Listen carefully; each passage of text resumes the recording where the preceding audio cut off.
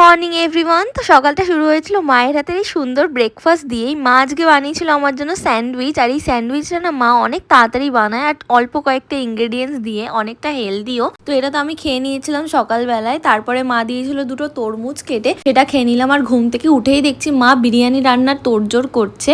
তো আজকে আমাদের বাড়িতে হবে বিরিয়ানি, আর বিরিয়ানিটা না মা খুবই ভালো বানায়। বিরিয়ানিটাকে দমে দিয়ে মা আমার জন্য হেয়ার প্যাকটা বানিয়েছিল, সেটাই আমি চুলে লাগাবো। অনেকদিন যাবত হেয়ার কেয়ার করা হয় না। তো তারপরেই তো আমি চলে গেছিলাম স্নান করতে, আর স্নান থেকে এসেই বসে পড়েছি বিরিয়ানি খেতে। খাওয়া দাওয়া কমপ্লিট করে দিয়েছিলাম একটা টানা ঘুম, আর ঘুম থেকে উঠেই দেখি আমার মা জাম মাখিয়ে নিয়ে এসছে। আমার না জামটা মেখে খেতেই ভালো লাগে, নুন দিয়ে খুব একটা বেশি ভালো লাগে না। আর আমি সারাদিনে প্রচন্ড জল খাই, টামলারে মেপে জল খেলে না জলটা পরিমাণটা বোঝা যায়। এই দেখো আমার নতুন টামলার। তারপরেই বাড়ির পাশ থেকে ঘন্টা বাজাতে বাজাতে এই কাকুটা যাচ্ছিল ঘটি গরম নিয়ে, এনার কাছ থেকে আমি ঘটি গরম নিয়ে নিলাম। সন্ধ্যেবেলায় তো আমি এটাই খেয়েছিলাম। মা বলেছিল বাবাকে রোল নিয়ে আসতে, কিন্তু আমি তো এত বড় রোল একা খেতে পারবো না। তো একটুখানি পরে আমি খেয়েছিলাম রোলটা। এটাই কিন্তু আমার ডিনার হয়ে যাবে, কারণ আমি এত কিছু খেতে পারবো না। আর আমরা যখন কিছু খাই রনি দেখো কিভাবে তাকিয়ে থাকে। তারপরে ফ্রিজ খুলে দেখি অনেক দিনের আগে আনা একটা আইসক্রিম পড়ে আছে। তো সেটাই আমি ম্যাচ দেখতে দেখতে খাচ্ছিলাম। আর রাতে ঘুমোতে যাওয়ার আগে কিন্তু আমরা বাড়ির প্রত্যেকেই গরম জল দিয়ে লেবুটা খাই। তো এভাবেই আমার দিনটা খেয়ে দিয়ে আজকে কেটে গেল।